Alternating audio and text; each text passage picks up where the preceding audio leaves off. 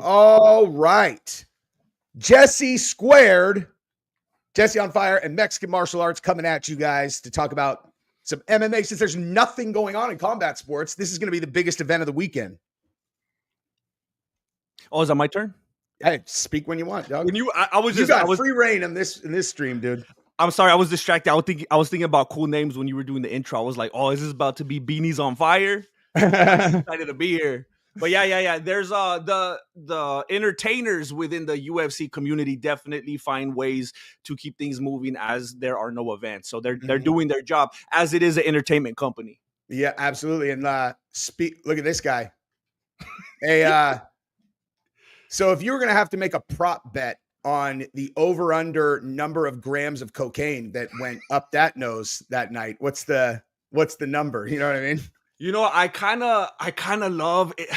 It's a love-hate with Conor McGregor, and it's frustrating me because I was watching some of the clips last night. I've been reading some of the articles, and I feel like my whole YouTube career, I've been trying to hate that fool, you know? But I feel like he's trying to make me love him. It's like when I'm mad at my lady and I'm trying to keep my distance, and then she comes out with the Daisy Dukes, and I'm like, hey, put all that away. I'm trying to be mad at you right now. Like, he's doing things that Dana White would never do. He's coming out like Jake Paul. Like, everyone's supposed to hate him. But then he's paying for Ben Askren. He's paying fighters. He's going to jump in and fight with his fighters. Conor McGregor's going to fight his fighters. Yeah. This is exciting. So, I mean, I'm on the tightrope with this fool right now.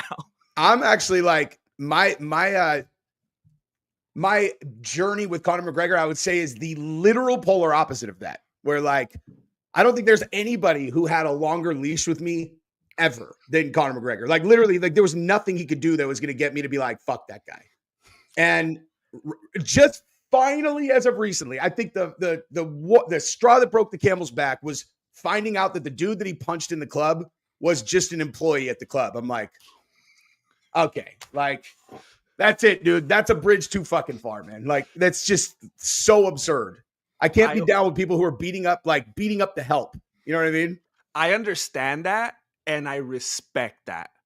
However, I always tell people on my channel, I'm a little bit sick in the beanie. I love the freak show. And it's like, you know, when I'm scrolling through whatever social media and I see like a big lady fall down at Walmart or something like that, I'm going to laugh. And I feel bad about it. Like, I probably wouldn't do it in person. But when you see a fight or you see something go down that's not supposed to happen, it just gets something fired up within you. So I just keep looking at these fools like, you know, like when Stone Cold Steve Austin was fighting Vince McMahon and they're getting arrested, and then Mankind dies because he falls off like the Twin Towers or whatever like that with the Undertaker. Like, it's crazy when you see stuff like this happen. And it's like, maybe this one's real life. Like, maybe this one, and it makes it even more exciting. I don't know.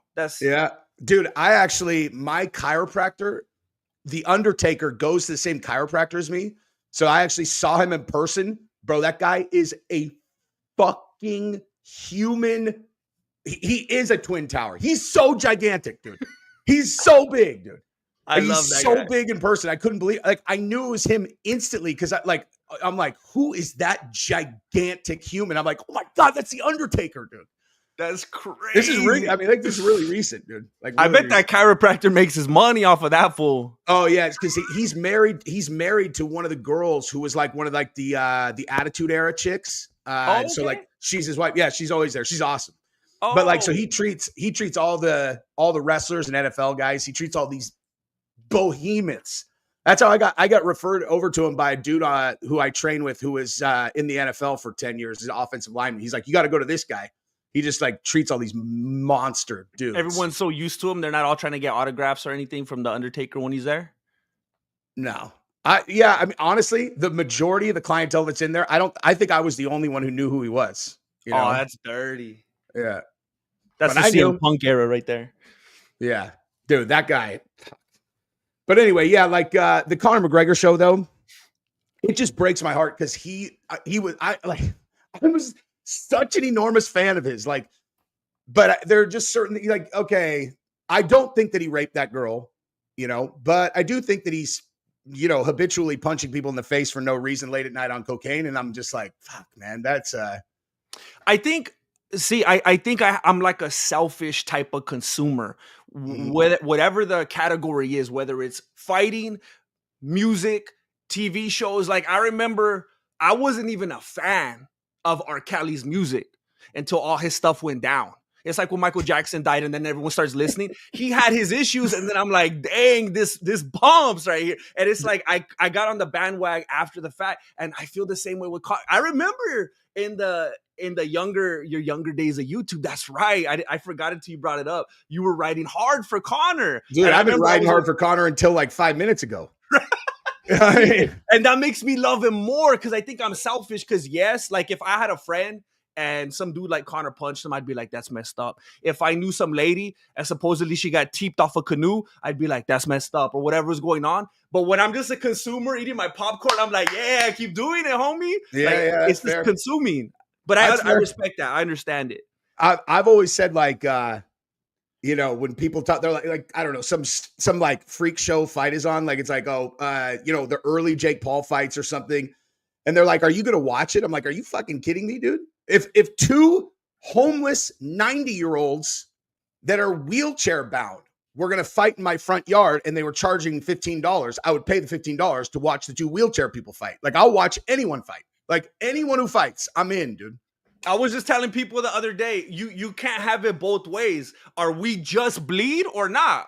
I'm over here trying to be just bleed, and these homies are trying to run and find some Band-Aids. It's like, are we fight fans or are we not fight fans? John McCain's always talking about human cockfighting.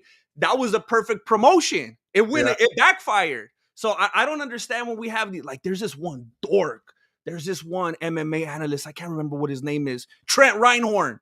All that dude would ever talk about is how the UFC is so like toxic masculinity and they're so like all about dudes and macho. And it's like, what do you think you're watching? Yeah. Oh my God. A sport where you put two people into a cage and they punch and kick each other until one of them is unconscious. That breeds toxic masculinity. Dude, thanks for your fucking brilliant insight, guy. No one could have figured that out on their own. And when write a 6-paragraph article about it. That's so insightful. I think who was he with? MMA Junkie? I'm not sure. That's one of the era I started calling him MMA Flunky. That dude, it's like he wasn't even a fan. I don't even know why he's talking about the sport. But that kind of thing, putting them in the toxic masculinity when you're talking about what are you gonna do? Put them in the kit. What do you expect? When I hear a term like toxic masculinity, that excites me. That's like hearing Armageddon or Hell in the Cell. I think toxic masculinity is a perfect name for an event. Like, that gets me fired up. Dude. It's the same thing with John McCain. If they still named the UFCs, that's a solid one. They're all UFC 322 toxic masculinity. That's actually, that's a legit fucking title. Oh yeah, I would actually pay for that one. Yeah. Yeah. If you'd have to have Sean Strickland on that card for sure, though. Just fighting, but he's fighting his demons on that card. He's fighting an just like influencer after influencer after influencer, just line him up until he gets tired. Man, I was on that Sean Strickland bandwagon for a while because like I like the way that he was talking for a little bit, and I don't want anyone to get it twisted because he's been saying some funky things, so it was a certain era. But I like how he was so outspoken and unashamed of how he felt, and for the most part, at a certain time, he was saying things that I could get on board with. Mm-hmm. And it was like, this is cool. This is refreshing because everyone's so, we got, hail Mickey Mouse, and you have to be so scared of what you're going to say on this platform all the time because of Disney and whatnot. And Disney and ESPN are basically like synonymous at this point. But he comes into the fights and he doesn't fight how he talks unless it's an influencer. And it's just disappointing. I had like you had with Conor McGregor. That's my trajectory with him. And then it's been the opposite with Jon Jones. I always used to hate on that dude, but like, man, this was trying to make me like him. The whole MMA fan base is like, I've been trying to tell him it's a soap opera. This dude is Stefano. They thought he's dead. I tell you, he's going to come right back. You guys need to hold on. Everybody dropped off. They thought I was crazy. And look, what was it, 8 days? I said the same thing, dude. I was like, he's not actually retiring. Like, he could say he's retired. And then anytime he wants to come back to fight Tom Aspinall, the fight's there. Everybody, you know what I mean? With Dana White, it's like he's like that ex-girlfriend. Like, Dana White tries to move on and he finds a girl with like the same haircut. But then when Jon Jones calls, he's like, hey, I'll come right back. And then like whatever Jones needs when he needs it, he's always going to be that main one. Everything else is always going to be side dish. Aspinall's a side dish, a side piece. That's what you get when you win fucking a billion fights in a row and fight all the best guys across. Dude, what's so crazy about Jon Jones's career, though, is like when you look at his run at 205, because he had all these breaks in his career, because he would get in trouble and then he'd be out for this long or get whatever. It's like he fought 3 generations of people in their prime and beat them all. You know what I mean? Like straight up 3 generations of guys, and he beat everybody. It's so crazy. It's I completely agree. Even though most of them in his peak era and his most dominant wins were pre-USADA, and then a lot of the ones after were like, we all kind of feel like he lost, but still on paper, like per Wikipedia, 100%. Which one do you think he lost? Like, because I, obviously the Gustafsson one and Reyes fights are the ones that everybody says that they think he lost. I've watched the Gustafsson fight multiple times. I do think Jon won, like super close fight, but I have Jon winning. And the Reyes fight, same exact thing. Like, it's just one of the, like, they're just weird. Like, I understand why it looks like, just because he's having success against him at all. Like, no one had any success. And then, so it's like, the Thiago Silva fight, that one was fucking close too. And Thiago had no knee. Like, his entire knee was blitzkrieg the entire fight. Right. And that's the one that I was thinking of more than any of the others. The Dominic Reyes one, I went back and watched it, and I remember not feeling very happy about it because I feel like for the long, it's always different when you watch it live. 100%. So I was oh snap! I didn't know we were live right now. People could see us. Yeah, dog. I had no idea. I saw a name pop up. What's up, Heido? Wait, are you serious? You didn't know we were live? I didn't know we were live. I thought we were just recording. Oh snap! Yeah, we were flowing then, just for like we were just recording an episode. That's cool. So. Thank you for the super chat, my dude. So for the longest time, like when you watch it live, I was like, oh, Reyes won for sure. Same thing with Gustafsson. But then I watched it back and I felt similar to the way you're saying. I feel like personally, I felt more so that Thiago probably could have got the nod. But the way that I decided to look at it, because this better fit my narrative, the Dominic Reyes and Gustafsson fights were so close. I felt like if you would have got what's his name? If you would have put like a Saul Diamato type in there or something, it could have easily went the other. So I'm like, I have to leave that variable, because if that's a variable for every other fight, I have to be fair for all the other fighters who have got ripped off. So according to my narrative, I have to assume that Jones lost like all 3 of those fights. That's fair. I mean, like the fight that to me, okay, so 2 fights that I would bring up related to this is like the fight that absolutely went the wrong way with a champion, an undefeated, was GSP versus Johnny Hendricks. Johnny Hendricks won that fight. Like there's no one who could ever convince me that GSP won that fight. But and then on the flip side, speaking of Sean Strickland, a fight that I watched back, the fight that looked the most different to me in the second watch was Strickland versus Dricus. Like in the original, like the first time I watched it, I was like, oh, okay, I think Dricus did actually take that. Then, and it's something about like that underlying fear that someone's going to get stopped, like, so you like don't watch it objectively because you're so stressed out, like about someone getting stopped. And then when you know what the outcome is, and then you watch it the second time and you can really objectively watch it. Like it was, I was, again, Strickland won that fight, dude. Like Strickland won that fight, in my opinion. And I thought Dricus won it the first time. And then when I watched it back again, I was like, oh my God, this looks like a different fight to me. I have to admit, and I'm kind of embarrassed because I feel like this like I'm like 1/3 casual right now. And that was during the era where I was kind of on my hiatus. And I was slanging vehicles. I never saw that second fight. I have to admit, the Strickland and Dricus one. Yeah, I never went back and watched it, and I know what you're saying because like people always say I went back and I watched the fight and I watched it with the sound off, which doesn't make any sense to me. When I go back, I blast the sound. I want to make sure. Yeah, I don't. The sound doesn't affect me one way or the other. Yeah. So, but saying that you could, that anticipation, I never thought of it like that. So I need to go back and watch a bunch of fights now. That's what I think it is, dude. Is like because it's just that underlying fear that like in any second someone could just get just flatlined, and so it just I don't know. It makes you like I actually after that fight, I talked to Pat and Rose the next day, and I told them I'm like go because they thought Dricus won the fight too.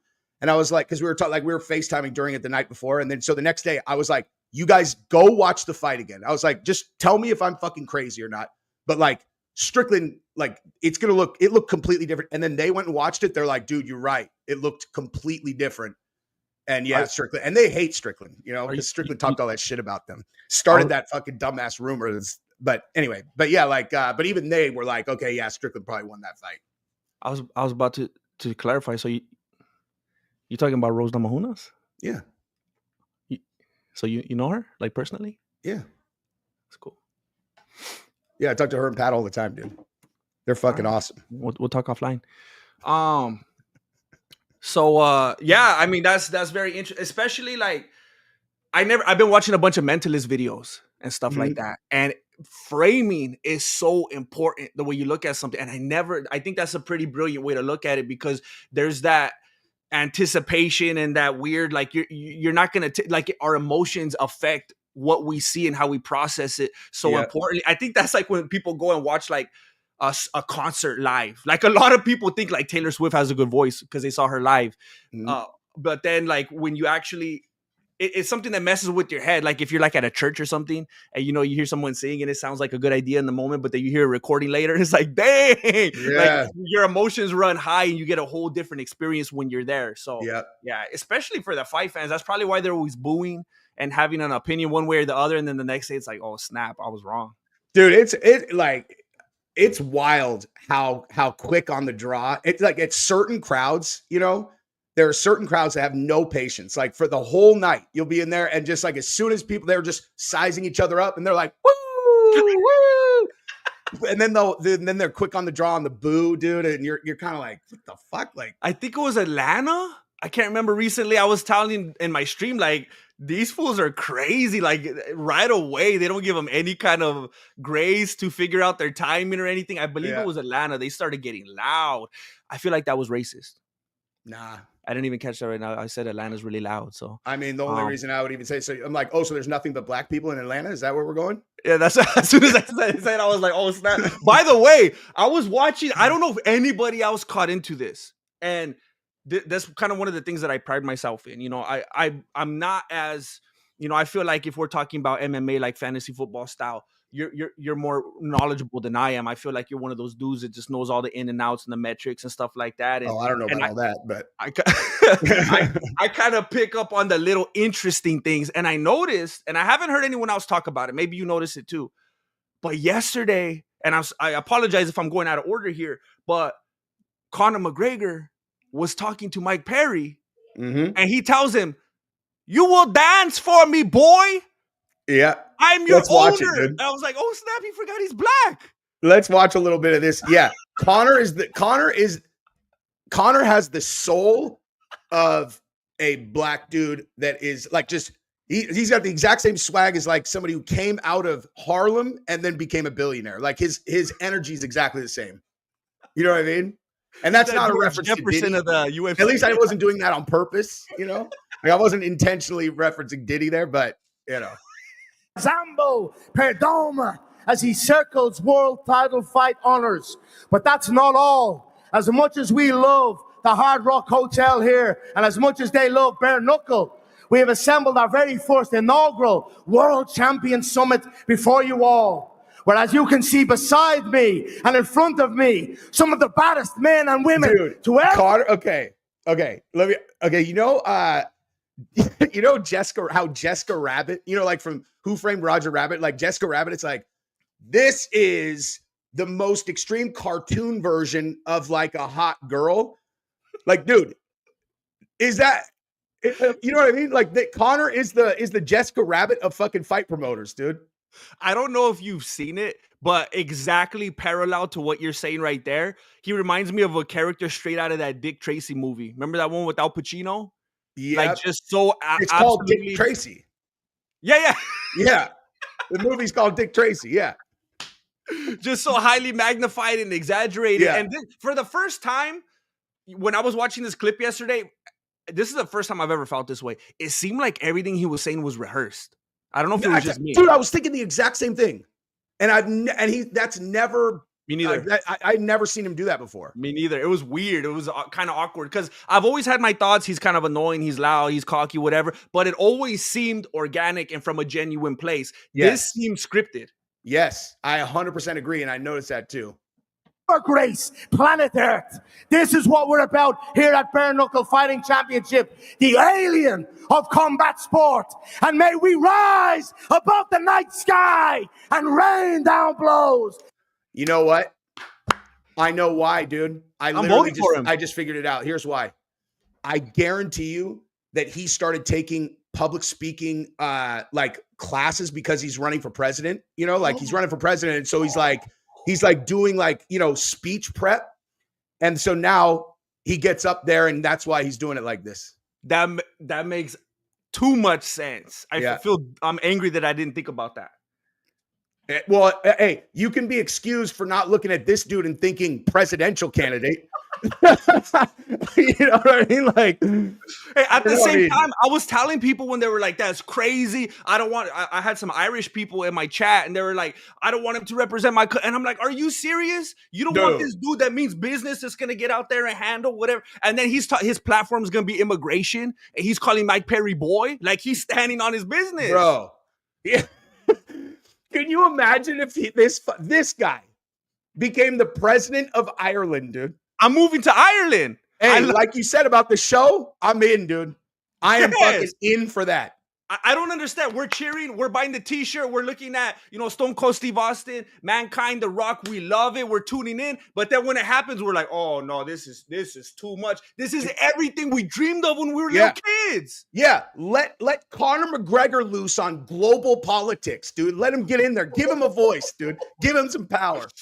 Dude, like, it's so funny, too, because, like, when he was first running, you know, like when he was kind of like, you know, put his feet in, and he did like the Tucker Carlson interview, I was like, dude, he literally is saying, he's saying this issue. And then if you ask him a single follow-up question, like one about like a, you know, like a piece of data, you know, where it's like, okay, so we hear that's an issue, but like, so, you know, like, how would you approach the issue of immigration? It's like, nope, that's too much for him, dude. Like, that's too much. And we have presidents where they, you know, feed whatever they need to just so he could be the mouthpiece. Why can't they do it? That's what I'm saying. He needs to hire somebody to run his campaign. But it's like, I remember in 2016 when Trump was first running. This is before I was on that team, dude.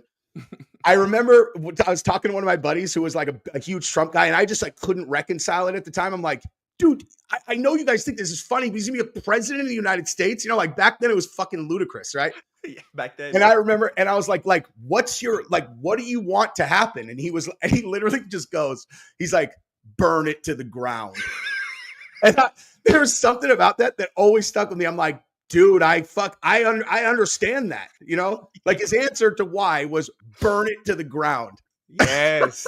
Yes. It's that caveman within us, dude. And this right here, this is fucking burn it to the ground right here, dude. This is like, it's ash underneath Conor McGregor, dude.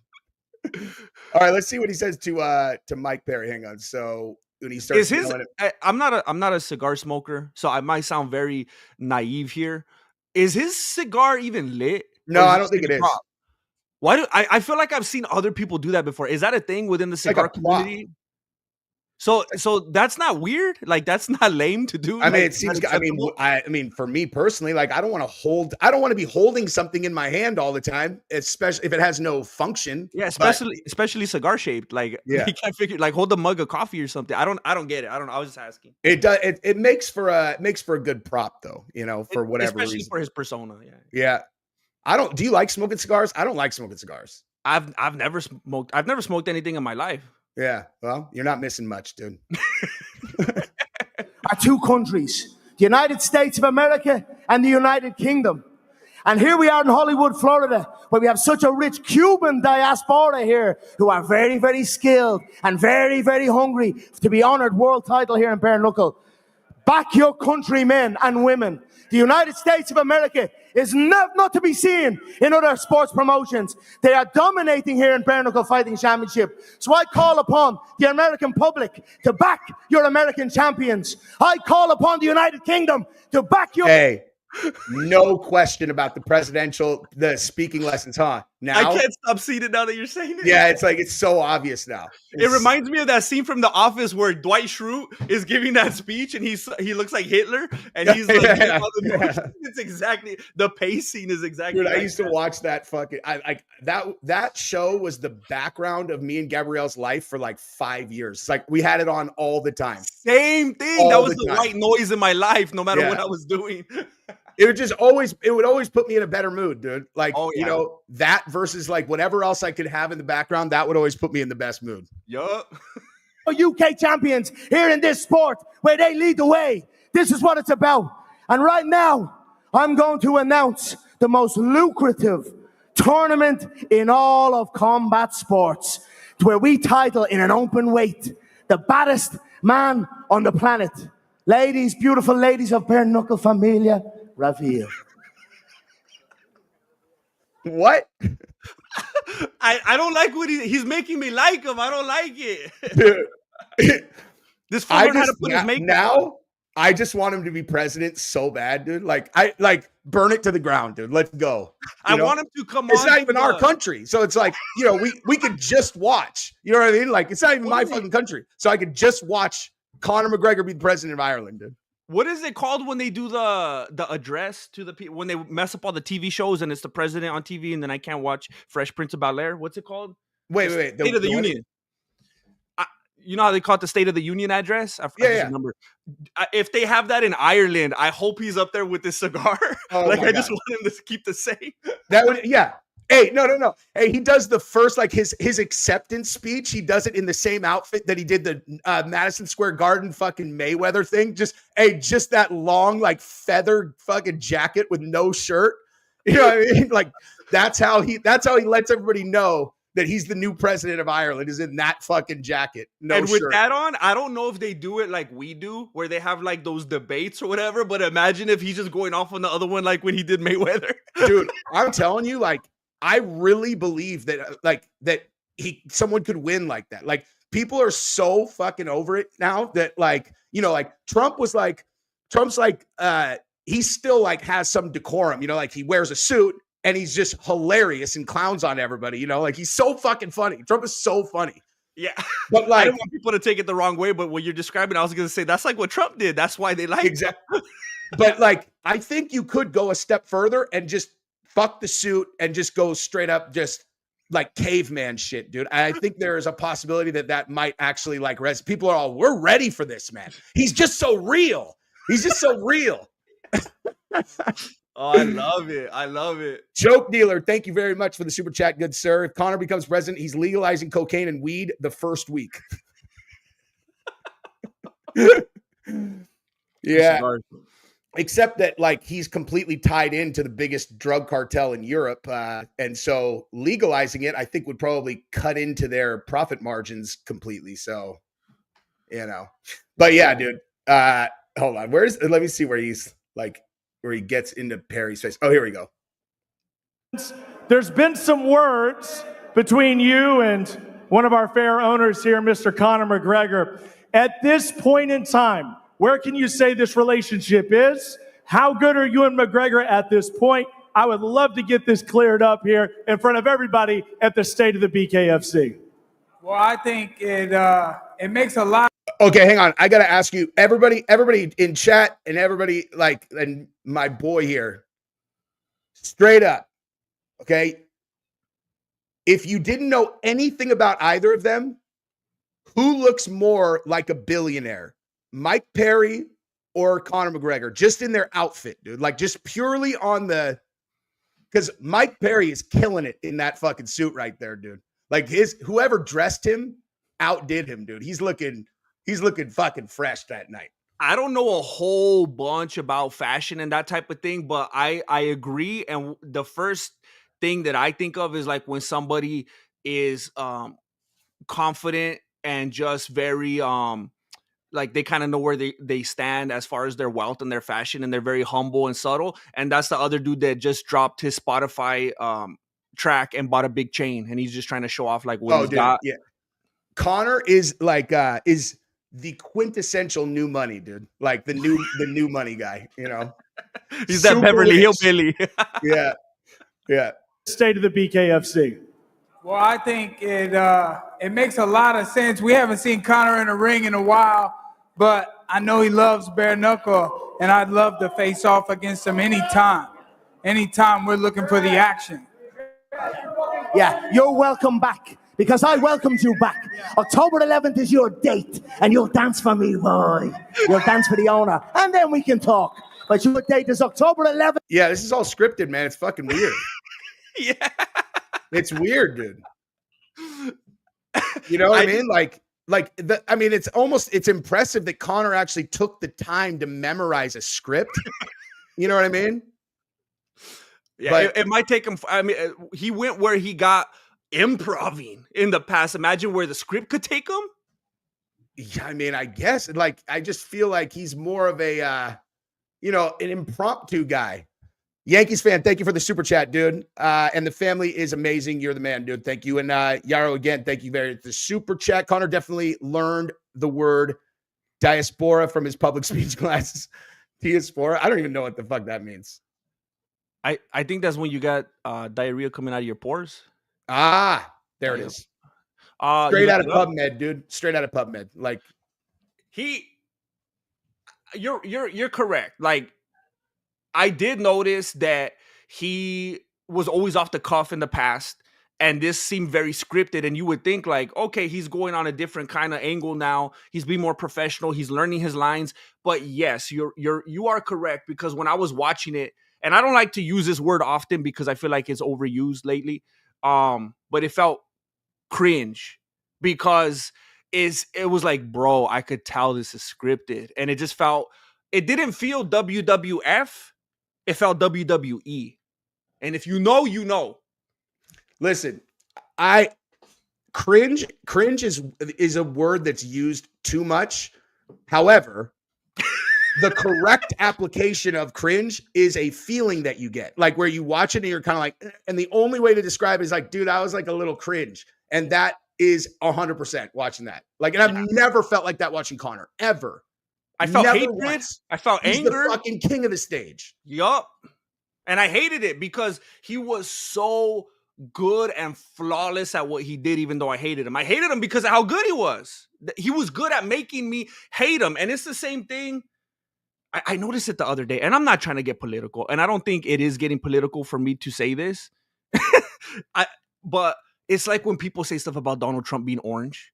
And I feel like that dude goes home and just paints it on. And he's like, keep it coming. Like, he wants it. Dude, he's like, okay, well, I know what I look like when I'm pasty, and I know what I look like when I got a nice bronze on, and I think the ladies prefer me with a nice bronze. Yeah, you know? And him putting that on is like when Kobe Covington says some crazy stuff, and then he makes more money. It's like, you guys took the bait. Yeah, dude.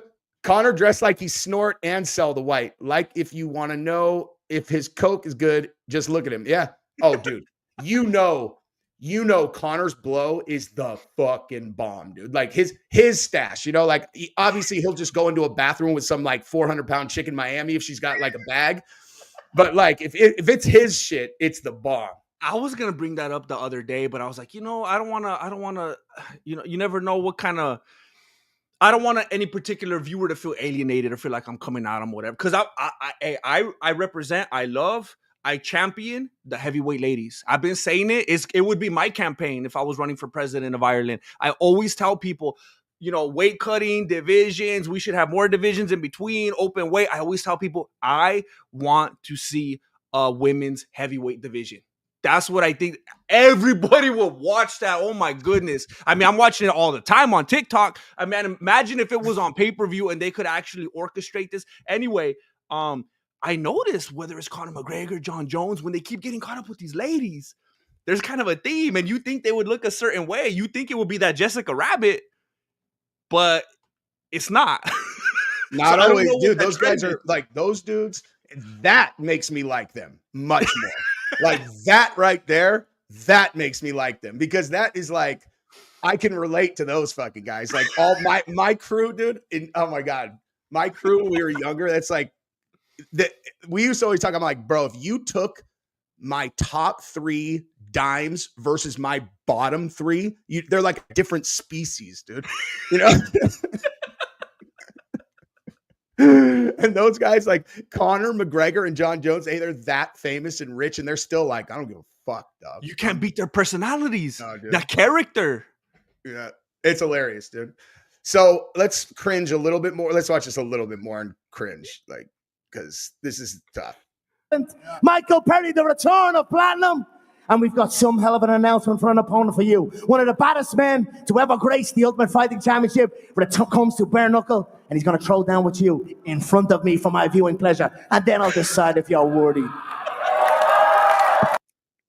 Oh my God, that's hard, dude. That's hard. For my viewing pleasure in front of me. Oh man. That is that's challenging. I'm trying to zoom in on his watch. I'm trying to see what watch that is. Conor always has great watches. Man, I'm gonna buy the t-shirt. I don't know. I feel like I'm turning right here. He's flipping me. I mean, it looks like it's a Jubilee band, so that's a Rolex. You can see diamonds around, but I think that's actually a presidential. That looks like a green face presidential, 24 karat gold. That's a very expensive watch. It's like a $70,000 watch, 80,000 even maybe. Then he's just gonna look at his phone to tell the time. Dude, hey, remember when Conor, when he was coming in to fight Poirier in Fight Island? And the day before, he came in on his own yacht, like, and he, he's coming off of the cowboy knockout. So everyone's like, oh my God, he's back, bro. He bought a $1.2 million watch on his way in. And like you saw, it was like it looked like a snow globe. Yep. Like it's like a fucking snow globe. I made a video about that. Just the ultimate flex. Like everybody else is coming in there. They're all, hey, they're taking their tests and they're whatever. Conor comes in on his own yacht with more money on his wrist than guys are going to make in their entire career times 5, and then he gets knocked out. I wonder if you could wear that watch after that. Like, you got to feel like an idiot. He probably doesn't wear the same watch twice at that level. I think that's how that works. Honestly, like I obviously don't have enough money to be buying 1 million of those watches, but I know like shoes, it gets like compulsive. If you love shoes, like I love sneakers. I know like I couldn't wear all the sneakers that I have if I whatever, and I still will find myself buying more. And it's like this empty feeling. You always think you want another one, but then once you have it, you're like, oh man, I'm not even gonna wear these. Like I guarantee that's how he feels about his watches. He's got all these vicious watches, and he's just like, I don't know, like I think I need a new one. Like Floyd Mayweather. Have you ever seen Floyd Mayweather's fucking jewelry collection? No. It looks like a mental illness. And I mean that seriously. Like he has like, he'll have like 5 of the exact same gold Jesus piece, like 5. And you're all like, I don't even understand. There's like, he looks like, they're identical. There's like 3 or 4 of them. And then like, how like in old cartoons, they used to have like a treasure chest, like you open the treasure chest and all the gold in it. That's his fucking jewelry collection. It looks like a treasure chest and it's just full. And you're like, what are you doing with all that shit? That's fucking nuts. Like that doesn't even make sense. I don't know how the same piece 4 times. I felt bad the other day when I saw, and I don't even know if this is recent news or if I just ran into an old article. When you think about people, how they hoard those types of treasures and the watches and everything, Henry Cejudo, I guess he got his first ever championship bout stolen out of his house. No, he did? Yeah, so I guess he was helping someone. There was like some kind of incident in his neighborhood or something, and he was helping out. So he ended up being on the news. And they doxed his address. So someone went and stole his championship bout, his first one ever. It's gone. How did I not hear about that? Because I know that the story where he was on the news was there was that guy who drove into his neighbor's house, like drove his car into the neighbor's house. So now someone saw that and I had no idea. But it's like, that fool doesn't have ADT or what? Like, how does that even happen at that level? That's messed up, though. And they're going to try to make him a new one or give him a new one, but they said there's a problem because they don't make that old style anymore. So, and then his gold medal melted in a fire. So I feel bad. That sucks. I mean, obviously he can get a replacement belt, but that's the one he won that night. It's like, man, I heard Tony Hawk got his skateboard that he did the 900 on, like he got that stolen. And there's some crazy ass story how they tracked it down, and then like some guy tracked it down for him and then ended up getting it back to him or whatever. It's a fucking wild story. Like he got burgled for it. And, all he wanted was the board back. And some other guy, he like somehow found it and stole it and then brought it back. It was like, it's a fucking crazy story, but that's cool that he got it back. I kind of think that it was the guy that told him, hey, I got your thing back. And it was just all a big Me ruse. too. That's exactly what I said. That is literally exactly what I said. It's like, oh, really? Like you just tracked the guy down and, whatever. It's like, so someone stole it and this person had it, but don't worry. He says that someone else did it and he tracked him down. You're like, yeah. And then he's going to show up later with Henry Cejudo's bout. He's going to be like, don't worry. Yeah.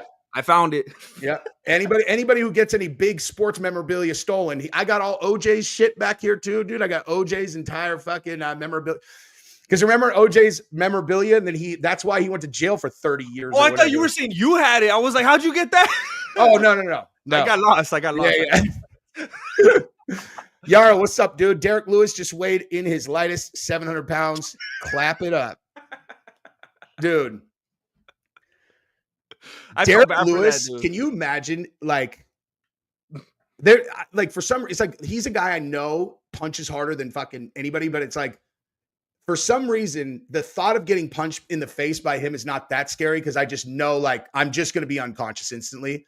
But like getting punched by Francis sounds so fucking scary to me. Like I don't know why. Like they probably exactly the same thing, but for some reason Francis sounds absolutely horrifically terrifying and not so much Derrick Lewis for some reason. I don't know what it is, velocity or something. I just feel like, and I feel bad for that dude, just the way he moves around. I feel like every fight he's in, there's that same visual. He's holding his back and shaking his head.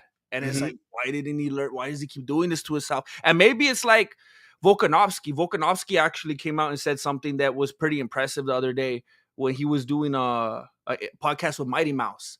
And he was like, I fight for the money. I fight to support my family. A lot of people are talking about legacy. You should retire. You should wrap it up. I fight to support my family. And wait, I was like, who was it that said it? Volkanovski. Oh, Volkanovski said that. Maybe the last dude anyone would ever expect to say that. I could see like Cowboy Cerrone saying something like that, but Volkanovski I would have never expected. But when he said it, it was like, you know what? Good for you. Like, why would anyone else get out of bed and devote? It's for that. So that's beautiful, dude. And honestly, that's one of those things that I watch and just don't even understand. Like guys who are 33, 34, or like 32, like that age, and they don't fight very much. And you're like, dude, you can make like, you're talking guy, like Colby Covington. Like Colby Covington probably making $750,000 to $1 million every time he fights, and he doesn't fight. And you're like, dude, you're not going to have the option to make that money much longer. You know what I mean? It's like, to me, these guys that hold out for big periods of their career, it just makes no sense to me, unless, in certain cases it plays out. Mm-hmm. I'm sure Jon Jones, like he got a lot more money when he held out and then when he came back, but most of the time they're only hurting themselves. They're going to end up like me. They're going to have to go sell Nissans for a while. And I get that. You should be grinding. You should be uploading. You should be doing your thing. You got that window of time. And then you're like waiting out for that big payday. I'm going to wait for that big event. I'm going to wait for that major thing to talk about. And then by the time you know it, Colby Covington's, with A La Quinta selling real estate. And it's messed up because it's true. I think it was that same podcast when Mighty Mouse was talking to Volkanovski. He's like, people don't realize this doesn't last forever. And if you didn't save up enough, you're going to be like 57 years old and you're going to have to go be a greeter at Walmart. And that's messed up. We've seen fighters have to do that. Tons. Dude, most guys end up, in a tough spot financially. Cause like a person who tries to get into a new type of business with no experience on their resume, it's like, so they really have to have like saved, and then they have to be super responsible.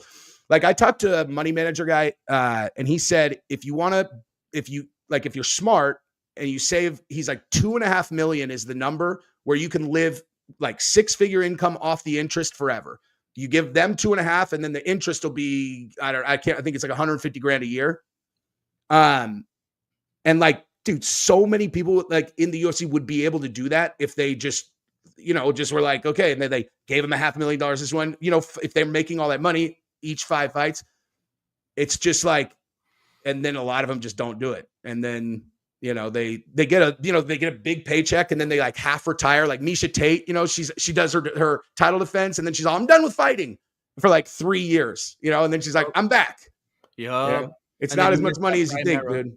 No, and it like there's so much scams and stuff going on too. They think like, well, I don't want to get ripped off. I don't want to get Bernie Madoff or whatever. But then Yeah. you end up shooting yourself in the chancla because you win the big fight, and coming off that high, you must think, well, I'm gonna win the next one too. Yeah. But it doesn't always go like that. Yeah. That's the genius of how they structure the contracts, show and win money. Like everybody knows it's like, that's bullshit. Why the fuck? Like Justin Gaethje only gets this bonus if he wins. It's like, dude, the guy's earning his money. Like you don't need to incentivize him to fight hard, Yeah. But it's like when whenever they're signing their contract, it's like, okay, we're going to pay you 175. Like no one looks at that and they're like 175. They look at that, they're all 350. Yep. They're like, I make 350 each time. And it's like, well, one of you guys, if you guys both have the same contract, one of you is making 350 and one of you is making 175. You know what I mean? Yeah. And I guess, I mean, it makes sense. People get mad at Dana White, and I just touched on it earlier. I think it's cool when you got people like Jake Paul paying the fighters more what it seems like they're worth than Dana White. And it looks like Conor McGregor doing the same thing in the article that just came out, offering them equity in the company like he never got. But we have to admit some of the things that Dana White does that we complain about are what keep it exciting and are what keep people doing the right thing and motivated and all that. As fans, a lot of Dana's decisions are best for us, even though it's not good for the fighters. 100%. Like that's the reality, dude, is if you really want to just think of it, just pure cold-blooded, like the two entities who have their incentives completely aligned is Dana White and the fans. You know what I mean? Where like the fighters are the ones who are jammed in the middle. Cause like and I understand, I talked about this with Shab on the episode that we did, where it was like, I don't think that Dana wants stars anymore. Like, I don't think he wants big superstars. Cause if you go back to the like superstar era right before, you're like, okay, you got Conor McGregor, Nate Diaz, Ronda Rousey. Let's just use them as the example. Okay. Well, once they made all that money, how often do they fight? Never. Like you can't get them to fight. So like, I mean, it's like you learn your lesson. You're like, if you get these guys rich enough, they just won't fight and we can't do anything with them. And then when they do fight, they try to just bleed us dry negotiating every time. And it's like, we've got this machine. Like we want people who are popular, but we don't want superstars anymore is my hypothesis. And I agree with that. I feel like Dana White has learned that making superstars is like when you're a parent and you just spoil your child and then you see them grow up into an animal, and it's like they're only going to act right when they're incentivized in certain ways or when they're getting what they want or if it makes sense for them. All the superstars he's ever made, as far as I could think of right now, always backfired on him. Same thing with Jon Jones or whatever, where he'll just embarrass him. He'll make him look like a liar. He'll take off, and then Dana will start to plan his life and do something else. And then that ex calls him back, and he's like, all right, let me drop everything and go back. And then he has two families going on. And yeah, superstars, I think, are bad for Dana. But when we see cards that don't have enough superstars, we don't want to pay for that either. So it's like, it's hard. And Dana plays that role good, being the Vince McMahon where people get mad at him and they hate him and it just fuels things even more. He loves it. Yeah.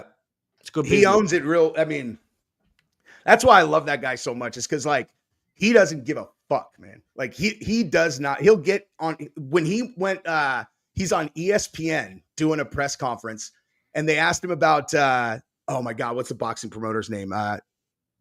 Oh my God, Bob Arum. And he's like, and he goes, and they were talking about how Bob Arum said that he had lost so much money on Terrence Crawford. And Dana's like, could you fucking believe that guy? He's like, can you imagine if I said that? He's like, it's not his job to make the money. That's your fucking job. You're the promoter. He's like, Bob Arum is a fucking piece of shit. He said that in an ESPN press conference, like with an ESPN fucking microphone in his face. Bob Arum is a fucking piece of shit. I was like, I love this guy, dude. That's why I think he has a very, very good shot at being the next president of the United States. Can you imagine Dana White, Conor McGregor being president? Bro. Because I mean the Trump audience and the Dana White audience, and it's so intertwined. It's like the perfect, like getting weaned. All these UFC events where you see them and they're becoming synonymous, and then the White House thing and all that. I could see a beautiful transition into that, and then the whole world is just a big UFC platform. Yeah, I'm down with that timeline, dude. I love that timeline. And that saves money on war. Because imagine all the wars after that. You just get in the cage, no weapons. Oh yeah. Yeah. And it's like, you know, the other countries kind of know. They're like, well, fuck, dude. Ireland just became the scariest military in the world because Conor McGregor's the fucking president. It's like, have you seen that guy's fucking cigar and his chain? Like, we can't attack Ireland, dude. Are you fucking crazy? Look at that guy. He's insane. Imagine if he lights it up. Yeah. It was like I was telling you before we got started here. One of my favorite parts about that press conference with Conor McGregor, the BKFC, is when the two dudes were facing off and they were just chatting and rattling at each other. And you could see him talking papas too. He's trash talking. It's like he wants to get in on it. He's foaming at the mouth. He's excited. Like he's as much a part of it as he's ever been. And I feel like he would be the same way as a president. He's like, maybe he wasn't an active champion, but I think he could be an active president. I agree with that, dude. And listen, if there's a president who is gonna get fucking interns to blow him in like the main office, like, dude, Conor's gonna have a team of intern chicks, dude. And like, it's almost like whenever he has his first like sexual misconduct scandal, it's like they won't even report on it. Like, you know, normally they report on a president. They're like, look, everybody, you know, until he gets to like 6 or 7, like this was baked into the cake, dude. We knew this was coming. You know what I mean? I saw an article like 2 days ago where he's like, well, yeah, I did this, but it was consensual. Like he was almost like, why are you bothering me with this? And like in that article, I had a photo of him and D. Devlin in a car. And I'm like, I don't understand. Like I can't wrap my beanie around it. Like what kind of arrangement? I don't know if they got like a P. Diddy, what's that girl's Cassie kind of like everything's just floodgates are just wide open. You like do as you please as long as the money's in the bank, but I don't understand that. Like, and they got like 10 kids now. I didn't even know that too. I've been out of the loop. I looked it up. His kids are cute, dude. He's got cute fucking kids. Like when I saw the last one, like, and they were like, he's got fucking, how did he get sons, dude? Every single other person I know who's kind of built like all of us, you know, like kind of Neanderthals, nothing but daughters, nothing but daughters, everybody daughters. One of my guy that I, like one of my jiu-jitsu instructors, he was Marine Special Forces and he was in some recon group and they stay together on Facebook. Every single kid from his entire fucking group are all daughters. All of them. There's not one son, 0, all daughters. I'm like, okay, that's crazy. Like that is fucking bananas. But Conor gets like a testosterone thing or something. That's what I think. I heard there's a correlation. I think it's like, and like the biological reason for it is like, you know, females are targets of predators. And so it's like, you need to make them the offspring of people who can fucking kill predators, you know, like to keep them safe. That's the only thing I can think of. Cause it's like, it's so consistent. It's wild. Even Jon Jones was like he had all daughters. He had to go outside of his situation to get himself a son. Like he has a son. He had a son. He ended up having a son. Shit, he better get a DNA test on that fucking one, dude. Well, I think it was from another. That's what I'm saying. He better DNA that fucking kid, dude, because that, you know. Oh no, like the lady was different. Yeah, no, I know. I'm saying like he fires fucking 4 girls into his chick for sure, and then some other girls all, hey, the baby's mine. It's a boy. And you're like, you better fucking DNA that kid. You know what I mean? That might be Peyton Talbot's kid. Peyton Talbot is a fucking. That's a handsome man right there. Peyton Talbot. Yeah, no. That kid's got. If he did you? I mean, honestly, did you watch this last fight versus the one right before that? Like how much that kid improved just between his first. I mean, I was like, he's good, dude. Again, because I was out of the loop, I did not see the first one. Again, I feel like a big fat casual right now. I didn't see it. It's all good, dude. But yeah, it was. I was a little distracted by some of his emotes and flamboyant nature and stuff like that. I was a little distracted. I have to be honest. I was going more. My attention was taken elsewhere. That's why I was a little taken aback when you called him a handsome man, and I malfunctioned a little bit. Because you were like, oh, I thought it was only me that wants to bang Peyton Talbot. I thought I was the only one. I forgot this was a live video. Jesse on fire. Yeah, listen, dude. Yeah, he's like, oh shit, how many people are watching this? But no, he's very impressive, and I think he is good for the sport because that guy has a crazy personality. Yeah. And just the way he talks in interviews and stuff, he is unashamedly himself, for better or worse. I think personally, just from the things I've heard him say and the way he moves and stuff like that, I feel like he would have been better fit for Pride, for the Pride promotion. But I mean, I'm glad to have him in the UFC because I think he adds something very entertaining that we lost with a lot of these fighters starting to drop off. Our Tony Fergusons, our Kobe Covingtons going out, our Henry Cejudos, our big talkers. So we need some people that know how to run their mouths. Yeah. You know who's my pick? Like my pick to be like the next big fucking thing is Gene Silva. I think Gene Silva is going to beat everybody at featherweight. I think he's going to be the featherweight champion. I think he's going to defend a bunch of times. I think he's the guy, dude. That dude, and he's a star too, dude. He's a fucking star. That little Brazilian guy that knocked out Bryce Mitchell in his last fight. You think he smokes Lopez? Oh, I think he smokes everybody. Ooh. I think he smokes everybody. I think he beats everybody at featherweight. Everybody, Volkanovski included. How long should Volkanovski go? I mean, I know he's just trying to collect that money now, but when do you think, like, as a fan, like, is there anyone left beneath him that dude, as long as he keeps winning, like. As long as he keeps winning, that guy, I mean, it's fucking wild. It's hard to come back from, like, really hard to come back from that situation he was in, you know, where like almost no one at that stage of their career takes 2 knockout losses and then comes back and fucking wins the title in like a drag out banger like he, you know, had. It's really impressive. I think they said that they were going to do Yair Rodriguez again versus Volkanovski, which is weird because they like just fought. I feel like. The only thing. You're right. I'm sorry. You're right. I'm sorry. Strangled Bryce. My bad. Oh, which is even more impressive. It's even more impressive. That's what I was telling people the other day. That is even more impressive because I was on the whole look. I came out with a couple videos and people thought I was a massive Ilia Tapuera hater because I was saying, this is not the greatest 3-fight win streak ever. He's not the GOAT. Khabib's 3-fight win streak was far better because he subbed all those guys. We're talking Conor McGregor, Dustin Poirier, Gaethje, Poirier. Prime Poirier. That's it. Prime. They were all prime. Volkanovski's not in his prime. Max Holloway's not. Everyone thinks just because he beefed up and knocked out a punching bag that he's in his prime right now. Charles Oliveira was even past his prime when he held the title. That wasn't even his prime. He was better when he was younger. He fought people past their prime. And I'm a Oliveira fan. But I was talking about that win streak of Khabib, and it's more when you strangle them and they say, "Please, sir, let me go," than someone just dropping their hands and getting caught. No, because that's them giving up. Like, it's like I totally agree, dude. A knockout's involuntary. Like a person has to like quit. Like they have to go, okay, you beat me. You know, versus like they have to be like, you win, you know, not to mention that, you know, anybody with a brain knows that what you're doing, if you have them in that position and you don't let go, is killing them with your bare hands. You know what I mean? It's like, because like, honestly, every time that someone taps to a choke, you're like, you just fought in a death match and lost. You're alive because he allowed that to be the case. You know what I mean? Yup. Khabib almost didn't. He almost killed him. He didn't want to let go. Yeah.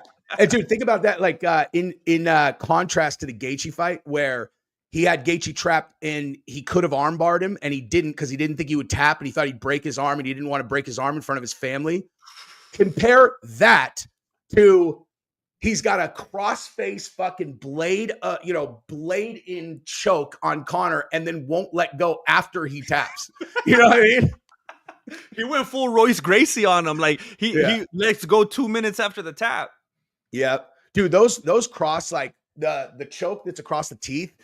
It's so crazy because like when Hamzat did that to Whitaker, you saw what happened with Whitaker with Hamzat, right? Like, did you see? Yeah. So like when he tapped that fast, everyone was like, what happened? I'm like, he crushed his teeth. I knew instantly. I was like, crushed his teeth, dude.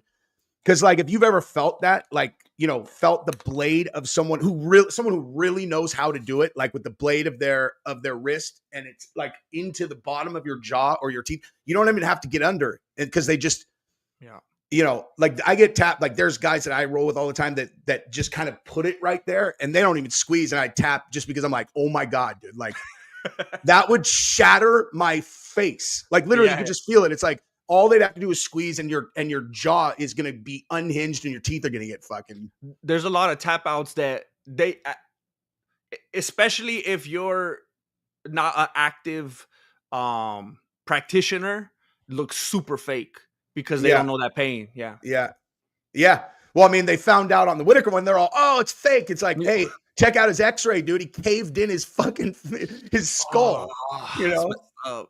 Yeah. That's, I mean, I had never seen anyone actually go full throttle on that blade across the tooth. That's the first time. I just knew it broke it because I felt it was very clear. I'm like, oh, this is going to break my teeth if they squeeze, you know? And so it's like, I guarantee that's right. And then the X-ray looked even worse than I imagined that it would, you know? Like when they did it to you, was that after the Whitaker fight? No. Way before. That's what I'm saying. That's why when I was watching it, I knew. I was like, I broke his teeth. That's right. Yeah. Ooh. Yeah. I wonder if they didn't even have bad blood, did they? I wonder why he went, well, it's a fight, I guess, whatever. Yeah. Whitaker's a stud, but fuck, man, he's taking some fucking gnarly ass losses in his career, dude. Yeah, and he also lost to El Mero Mero, to Yoel Romero, but you know, not on paper, but. Oh yeah, dude, those were good fights too. All right, let's talk about Jon Jones though, real quick. So the headline story, an hour in, dude. So UFC star Jon Jones faces additional criminal charges stemming from the February car accident, per report. And you know, like we said, like we were talking about before we got on, I think the main takeaway lesson from this entire incident is if you crash your car drunk, you run. Like apparently, because he's not getting charged with DUI. You know, he's getting charged. The only reason he's getting charged is because he threatened the cops on the phone. What on earth was he doing, dude? And it took him like how many months to decide, you know what, I feel threatened, let me press a charge now. Yeah. I know, that is weird. why do they take so long to? What is that? 5 months since February? They're like, you know what? Yeah. I'm feared for my life. Let's do another charge. Maybe the other charge wasn't enough to get where they wanted to get.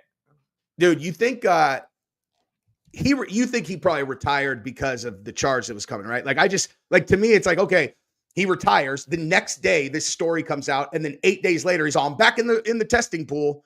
You know, I'm like, okay, it has to have been this story coming out. So I'll be very short-winded about this because I've made about 27 videos about this. It's hard because the world is a stage. It's hard to know where the real and the fake ends and begins. Because if I'm looking at this whole thing like WWF, then I'm like, hey, this girl in the car is even an actor. Vince McMahon, you know, Dana White hired these police officers. Like, this is part of the show. I love it. And I'm like, I don't know if you heard Brendan Schaub say, I don't know how many days ago, the White House event, the UFC event at the White House, he knew about for 4 months. This was not a spur of the moment thing. This wasn't Donald Trump like, I think this will be cool. He knew about it. And I was telling the people, Tom, I made a thumbnail with Jon Jones and Tom Aspinall where they're like, hey, where Aspinall was like, hey, what's my lines again? They're all in on this. They knew exactly what was going to happen.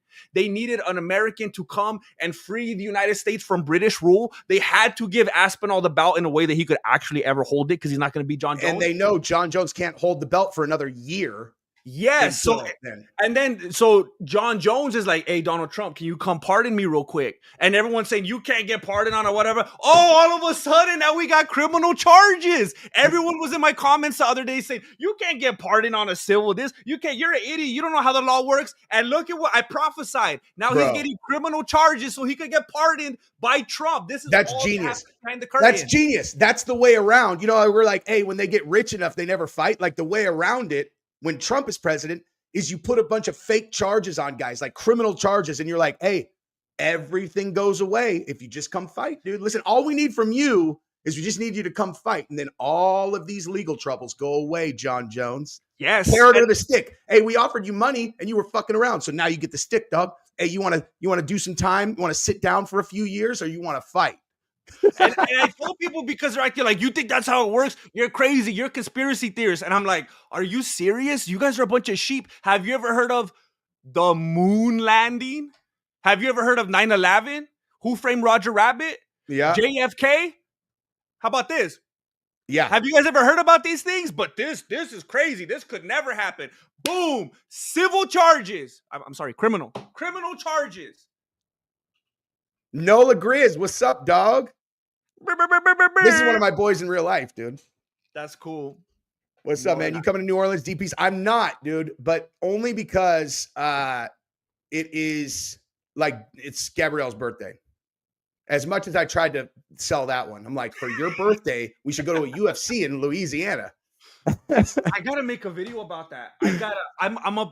It's prophetic. I don't even know what to, I have too much power. And I don't know if it's synchronicity or what. I don't know if I'm like Adesanya, I manifest these things. I was telling everybody, this has all been going on. It's been a long game. It's all been staged. You could tell just the way certain pieces are coming together and the timing. And now he has criminal charges. This is perfect. Jon Jones is going to get pardoned. Conor McGregor and all the things he's always being accused of, he's going to get pardoned. This is the great pardoning. I'm trying to think of a new UFC title event. Oh yeah, the pardoning, or the man. You got to do something with if it's the UK, if it's Tom Aspinall versus Jon Jones, you got to do something like, the Boston Tea Party, or like the Red Coat something. I don't know, fucking some with that, some with that. Dude, but okay, so the new charges though are. John's accused of leaving the scene of the accident, but also is charged with use of telephone. Oh my God. Okay. So this is the actual new charge, is use of telephone to terrify, intimidate, threaten, harass, annoy, or offend. Hey, good luck defending that one, dude. They're all, so is this you on tape saying that you're going to have the police officer killed? He's like, no, I just said that my brothers have killed people before for less. I was just saying, like, I could have people killed. I wasn't threatening him that I was going to actually kill him, And I don't know how the law works that good. I haven't spoken with my public defender in a while, but like when it comes to the specifics of something like this, is it factored in whatsoever if someone is intoxicated? Like, if you're drunk, could that be held against you? He could have said, "I'm from outer space." Yeah. And like, can that be? He held could have against told. Yeah, exactly. They're all, hey man, you confessed to 11 murders. He's like, what? They're like, you confessed to 11 murders, and so now we're ringing you up. Are there any bodies? They're all, nope, but you did say it. So I mean, you did say it. So obviously you're guilty. Yeah, like where does that start and end? You could just hear the wackiest things when someone's drunk, and then that's too much power right there. Yeah, and Nola Grizz, the reason that they know it was Jon Jones on the phone is because he fucking admitted it on X like a dimwit. He was drunk again. that was a big miscalculation because he explained he was being very unprofessional. You're all, dude, we could see the video of what happened. Like, there's no like he said, she said. We literally heard exactly what he said. He sounded pretty professional, Did you see the guy's hands in the video? The cop or the security guard or whatever it was? Because it was like a guy, some kind of weird thing, and then he had to call actual cop, the way I understand it. He had his notepad and he was taking notes, and you can see his hands like this. He's all shaking. He's like, Jones just threatened me. And she's like, he did? He's like, yeah. He said he's going to kill me. He's like actually afraid that fucking drunk Jon Jones is going to have him killed. He's all, oh my God. They're all, hey, how would he know who you are, dude? Like, you just called him on you called him on this chick's phone. How's he going to find you, dude? And then he's going to find you. I don't know if he was a full-blown cop or what he was, but it's like, bro, like, this is your line of work. You can't be acting like this. And yeah, he's acting like he was going to teleport to him. And especially like when the threat sounds like that, someone's all, listen. I don't want to see you get hurt, but like I have people killed. The guy's all, this sounds like a super credible threat, dude. I gotta start a fight camp. What do I do? So dumb, dude. It's so fucking dumb. I didn't even know. It's kind of lame. Like I told you when we were talking about what the charges were, I was hoping that it was gonna be like he body slammed some lady and like hit a bunch of mailboxes, and like maybe he beat someone with his phone. Like, I know there are new charges. Like if he hit someone with the phone, that would have been like, all right, give me something. But they're just adding new charges to something that we already knew. That's not news. That's just they're trying to get new clicks or something. So the woman claimed Jones was driving the vehicle and fled on foot. The woman allegedly called Jones, connecting him with a police service aides Jones, quote, appeared to be heavily intoxicated and made statements implying his capacity to employ lethal force through third parties. And I'm just curious, appeared like, because he was on the phone. So, I mean, I would say a better way of saying that would be he sounded like he was heavily intoxicated since you didn't see him. But, I think that's a fair assessment of his, mind state. And those little things could be very important. Yeah, the way they're wording those things, because, it's going to alter the way people are thinking about the situation. He didn't even see him. Dude, wait, so they subpoenaed his call records. They discovered that Jones called the woman involved in the accident 13 times between 2:17 a.m. and 11:34 a.m. Hey, that doesn't make him look guilty at all. He's probably people don't give him the benefit of the doubt. He was probably calling her saying like, hey, I haven't seen you in like a month. Are you going to come over? Like, how you been? And he was worried about her. Maybe she was on his way to his house. She hadn't even got there yet. Well, dude, apparently she had been at his house, but like, honestly, there is like, if I was his lawyer, I would say something like, she had left the house and we knew she was blacked out drunk. And so I was calling over and over to make sure she was all right because we told her she can't drive and she took off anyway.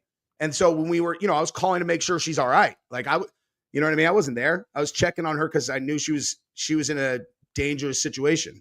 That's pretty good. She was in danger. Okay, I'm putting it together now. He was worried for her safety. She was in danger because I bet the dude that stole Tony Hawk's skateboard stole her pants. So I think that I wonder if the pants were in the car. That's actually important because like I think that if there is actually a possibility that he really wasn't there and that she crashed and then she took her pants off and jumped into the passenger seat, it was her car. It was her fucking car. So it's like, I've seen chicks do more devious shit than that. She jumps into the fucking passenger seat. She'll do is Jon Jones. And she's like, they'll believe it because Jon always flees the fucking scene. I'm pregnant too. Yeah. Hey, I just had a son and it's definitely Jon Jones's. That would make sense. Dude, but like you said, that one in particular, like when you watch the video, you're like, damn. Jon Jones, you're the fucking heavyweight champion of the world. You better fucking kick it up a notch, guy. She's a 6.5. Yeah, pretty much everything that fool does, threatening officers, fleeing, whatever, is just blame it on the alcohol. I don't know. Dude, how about every single thing he's ever done that has gotten him in trouble, blame it on, you know what I mean? He's always wasted. Every single time he's wasted drunk. That's his, I know a ton of guys like that where like they're happy guys. They're even happy drunks at first, like they start the night off, the happy drunk guy. And then for all of them, they have like some moment of the night or it's a certain amount of booze they drink and they just turn into a completely different person. That's like likely to get themselves in trouble or whatever, And people get mad at me when I say it. And they'll actually reference people like Ted Bundy, and I get that too.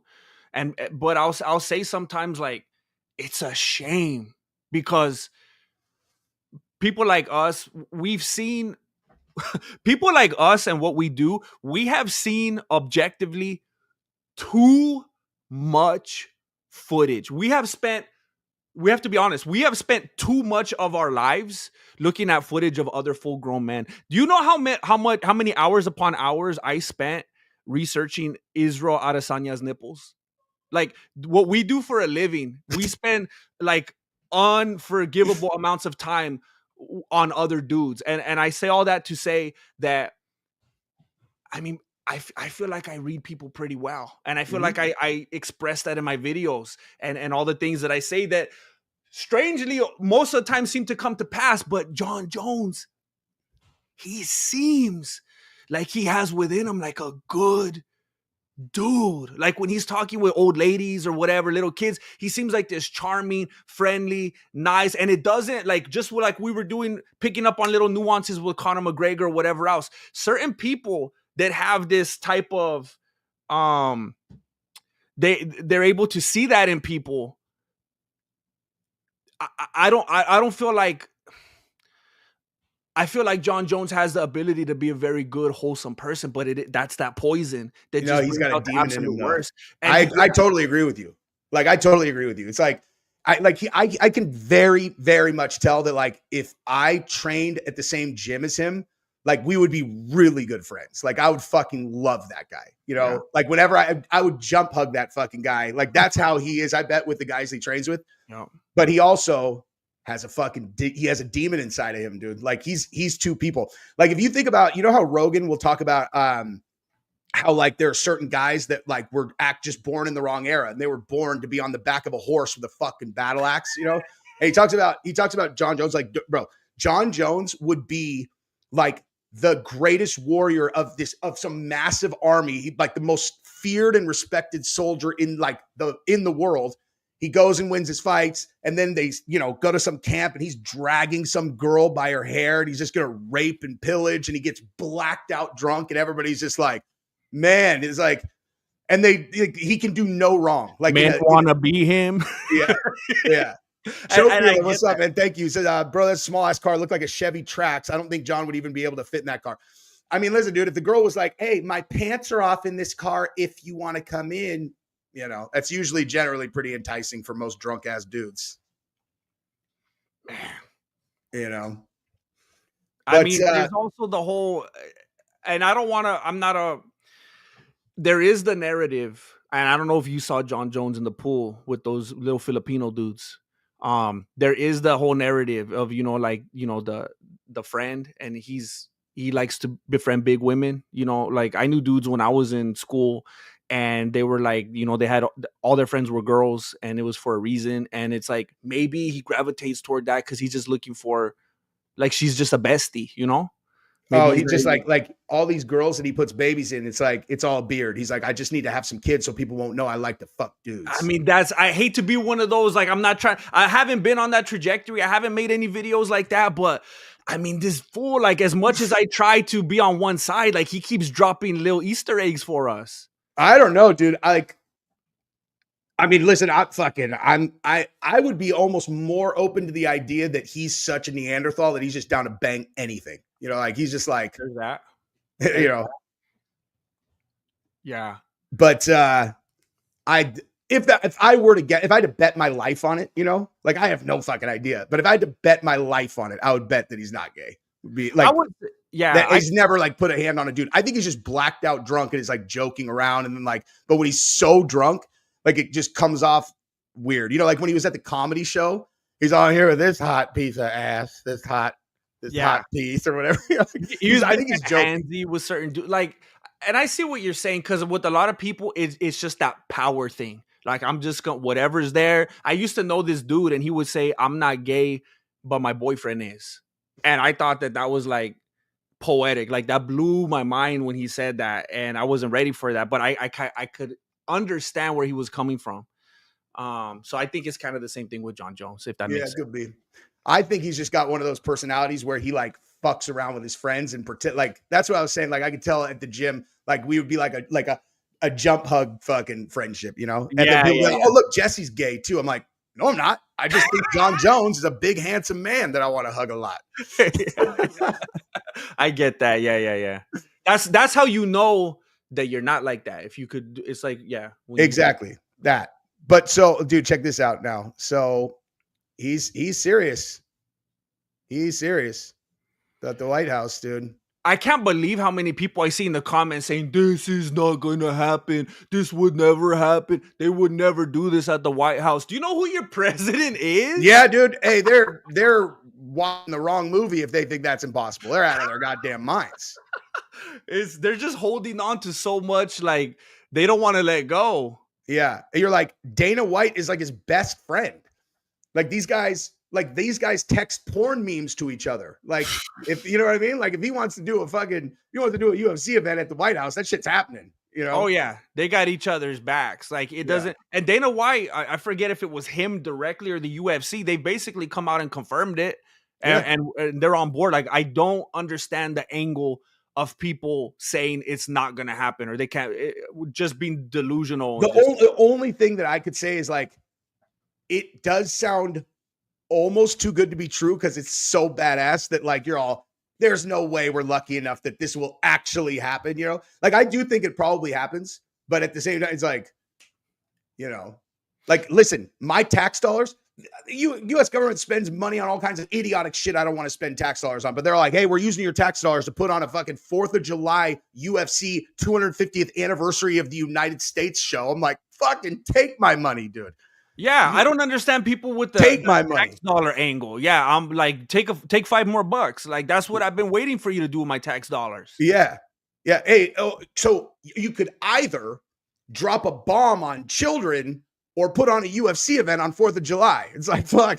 You should make that video. Do you want to kill children? I like that. You know, like, yeah, dude. Hey, which would you rather vote for? A UFC event, you want your tax dollars to go to a fucking big fight for the anniversary of the country, or you want to go kill some kids? Really puts them in a tough position. They have to vote for the White House, you know, unless they're fucking crazy.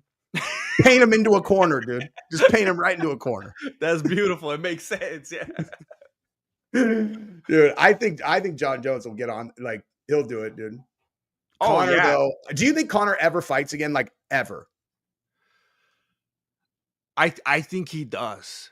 And I at the same time, because I'm always big on absolutely two things could be true at once, I will actually be surprised. Because I believe with everything in me that this thing with Jon Jones is going to happen at the White House. And even though I'm kind of hyping it up, I'm not as sure that Conor's going to fight at that event. I believe he'll talk about it, and maybe even he'll believe it. Maybe. I don't even know, but maybe he even believes it. But I kind of am more doubtful about that one. But I do think he fights again. I feel like it's more likely that he fights outside of a UFC promotion. See, so I've like, because you know when he invested in BKFC, I talked about this a lot when that happened, where I'm like, listen, I know for a fact that Feldman was out doing this big funding round for BKFC. If you know Conor is going to come in and invest in that company, and you're the UFC or Endeavor, why would you not invest into BKFC and secretly hold stock in that company? So it ties you permanently to Conor. Cause like, at least, you know, it's not that much money. If nothing else, it's just insurance. So like, if Conor is successful in blowing up this other organization, you own it, you know, versus like, so I've always thought that they're secretly in it. And the way that you'll know for sure that they are is if they allow Conor to fight in BKFC. Like if they allow Conor out of his UFC contract and he fights in BKFC, then you know UFC owns BKFC. That's the only way they would do it. Right. That makes a lot of sense. Have you put that out there yet? Have you talked about that? Yeah, I said that a lot of times. Yeah. That makes I watch every video. I remember now. That's so yeah, that's I see. I haven't missed a minute of any of your videos, dude. Yeah, right. No, but that makes total sense. I could see that, especially being Dana White. It's all business. It's all business, dude. Follow Shane. Thank you for the super chat. Follow both of you. Hear what you're saying, but Jones is not just drunk. That happiness could be other party favors making him so happy. Oh, not could be, is. That like Jones is not even ashamed of, like, he's mixing shrooms on the reg. I heard he likes that white girl too. Sometimes, you know. He's a wild boy, dude. That's what Rogan says too. He's like, that Jon Jones, a wild boy. That's like the perfect way to describe it. He's like, that motherfucker's wild, dude. He says it like he's proud of his son or something. Yeah, He's a wild boy. Yeah. Man, I'm not trying to be a downer or anything, but I feel like you get to that place mentally when you have your own kids. And I feel like people that don't will just never, they'll clown on it and laugh and act like you're being soft or whatever. But I can't help but think when he does the things he does and he comes out with the news that he does and gets caught doing these crazy things, like, his kids are old enough to have their own thoughts about him. And I'm like, what do they think? Why doesn't he care? That honestly is something I have not thought that much about, which is kind of shocking given the fact that I basically put anything that happens through the paradigm of like my relationship with my kids. And I really had not actually thought about that much. But I am completely aligned with that. That's crazy. I would be like, I don't know. Like one time, check this out. So like my dad was visiting us and we were all staying at the same hotel. Long story, but like for why we were at a hotel in my hometown. But so while my daughters are hanging out with my dad, like my oldest, who's 12. She asked him, she's like, what's the worst thing that dad did when he was growing up? And my dad fucking tells my 12-year-old, when I used to smoke cigarettes and refused to quit, and when I got addicted to Vicodin. He said that to my fucking 12-year-old. And I was like, and so afterwards I was like, what the fuck is wrong with you, dude? You think I want them knowing that? Like, I want them to think that smoking cigarettes will fucking kill you and that Vicodin will kill you. I don't want them experiment. Like, are you fucking retarded? What are you doing? So up to that point, they had no idea. No, of course not. You think I fucking tell my kids that I smoked cigarettes when I was a teenager? I'm just so used to Jon Jones type of parenting. I'm like, to ask. Yeah, but you know what I mean? It's like the same thing. And like, and that's like old ass shit that I'm like, what the fuck are you doing? If I was in the media, like fucking, DUIing, like naked chick in the car, whatever. Like with daughters that are like 15 years old. And they're going to school. They have mortified, friends. Dude. That would really like deeply bother me now that you bring that up. Like that would like really bother me. And I would like, because like you also got to know, like you could talk to them about like one of them, and kind of explain yourself. I mean, obviously the whole thing with Vegas, gonna be tough to explain yourself around a thing they were there for. You know what I mean?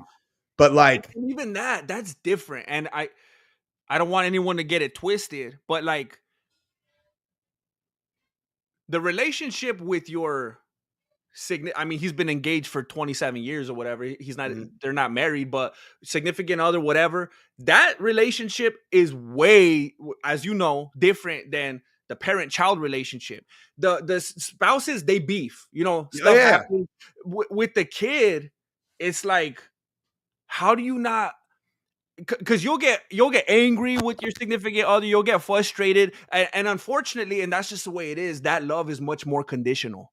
Yeah. But when it comes to the kids, it's like, how could that not be enough to snap you out of what you're doing? I just can't understand that. It would for me, for sure. Because the thing is like, and to just on top of what you were saying about the relationships, that's exactly right. It's like the spouse, she knows you're just a fucking human, like she knows you're just a person and she knows all the ways that you're garbage. Your kids, like you are, unless you fuck it up, like you are a thing in their life that is so fucking solid, and you're not on the same, like this is where you are, they are down here. Like it's your job to like teach them whatever. And if you want to be able to do that effectively, they have to see you in a very like they need to think of you as strong and smart and capable and in control and someone that they like respect, someone they respect.